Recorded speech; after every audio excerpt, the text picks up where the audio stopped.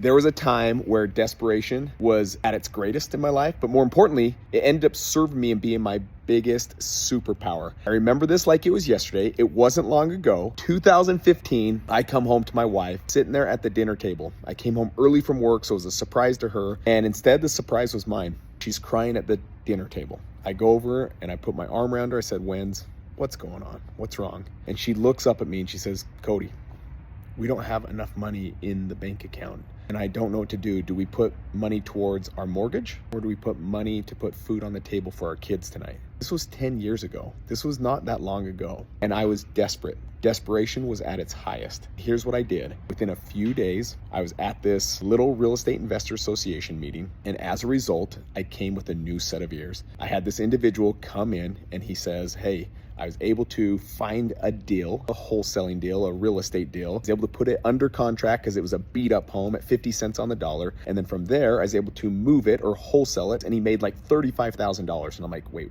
what? So I went up and spoke to him. It wasn't long after that I end up doing my first real estate transaction where I wholesaled a deal within 39 days of that event, because I came with desperation, which was a superpower, and a new set of ears listening on how I can get out of the mess I was in. I wholesaled my first deal and made $24,000 in the first 39 days after I have this desperate panic attack going on in my life. Desperation, it's a superpower. Reframe yourself. Teach yourself that desperation brings new clarity, new understanding, new thinking, new ears, new eyes, so that you can actually find the way out. Use that desperation to your help.